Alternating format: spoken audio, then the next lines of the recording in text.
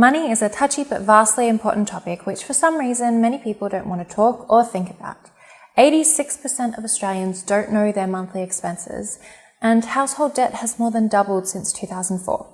Certainly, an unhealthy relationship with money can lead us into dangerous territory, and shopping is an easy place to get into hot water.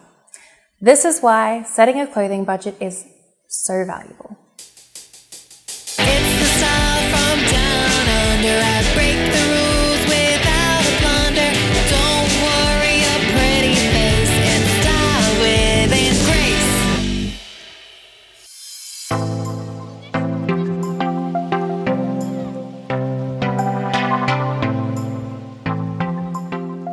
Hi everyone and welcome back to my channel. I'm Amy. I make all kinds of videos about fashion, style and clothing. If that's your jam as well, then consider subscribing.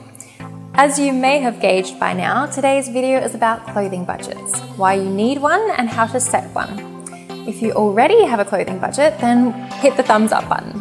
But if you haven't got one yet, then don't stress, I'm about to sort you out. Clothing budgets are not just for the shopaholics among us. They also allow those who are frugal to a fault and don't want to buy clothing to purchase what they need.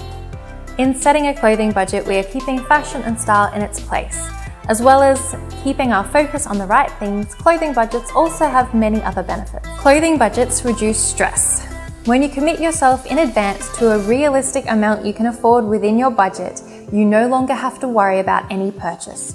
The fear or apprehension you previously felt when buying clothing goes away, and the experience becomes stress-free. Clothing budgets relieve guilt. All that buyer's guilt goes away. If you normally felt remorseful after purchases or experience mum guilt when spending money on yourself, having a budget will relieve that uncomfortable feeling. Clothing budgets create family peace. If you're married or sharing your finances with someone, then having a clothing budget can be a great way to bring peace to your home. You don't need to discuss purchases with your spouse or partner, and you don't need to hide your shopping bags. If it's in the budget that you mutually agreed upon, then it's fair game. Clothing budgets help with purchasing decisions. When you have a clothing budget, it can be helpful to think of purchases as slices of a pie. How many slices is this purchase going to take?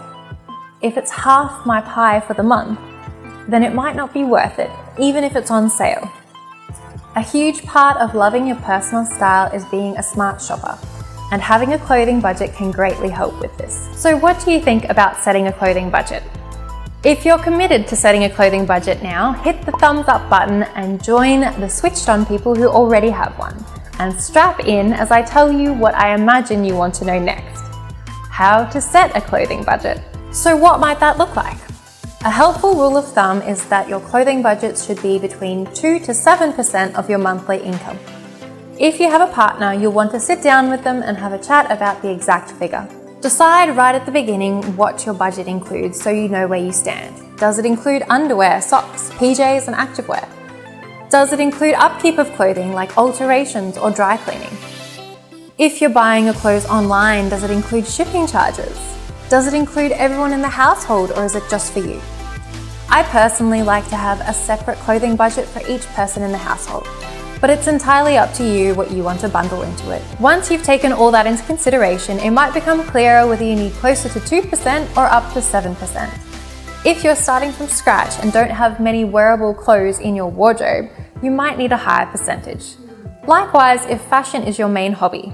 Whereas it might be closer to 2% if you have a lot of clothes already or are trying to fit more into your budget in general. If you are a member of a gym, play social sports and have your own craft room at home, you might have less financial pie to go around. If you go to my website, I have a free budget worksheet for you to download for the year. This is what it looks like. Start with the month we are in and write the budget amount you decide on in the budget section. Write down what you buy every month and how much it costs. You will start to see what you are buying and you can evaluate if you really do need more of that one item that everyone seems to have that they're obsessed with. Shoes, anyone? No? Maybe you're more of a handbag person. Add up your total each month, taking care not to spend more than your budget amount. Any money that's left rolls over to next month. This is important because if your budget expired at the end of the month, you would be more likely to spend money on items you don't really need just because you want to use up your budget before it resets. Allowing your budget to roll over also allows you to save up for more expensive items. If pen and paper aren't really your thing, there are many apps out there to help you with your budgeting. To name a few, Pocketbook, which integrates with many of the main banks so that you don't have to input all your purchases, and Good Budget are both great free choices. And though not a budgeting app, I highly recommend Starbook. You input all your clothing purchases into your virtual closet so you never lose an item to the back of your closet again. Not only does it help you put together outfits, you can also log what you wear each day onto a calendar. It's a great way to keep track of what you've been buying and whether the pieces you've bought are good investments. Within the StarSats, it can tell you your most and least worn clothing, your cost per wear per item, your item count, and your total closet value. All useful information to keep in mind when purchasing new clothing. I've been using Starbook for years and years now, and I love it. If you're interested, my total closet value is $8,497.77 with 827 items. And this includes literally everything. Clothes, obviously, but also shoes, bags, accessories, and jewelry. Most of my best cost per wear items are cheap earrings, but also a basic black tee and a white turtleneck have gotten down to just 2 cents per wear. Whereas my worst cost per wear are mostly costume pieces and special event dresses, which is to be expected. The color I have the most of in my wardrobe is black, with 252 pieces. And orange is my least favorite color apparently, with only 18 pieces. If you want to know your stats like this, then download the Starbook app and try it out for yourself. That's pretty much all I have to say about budgets for now.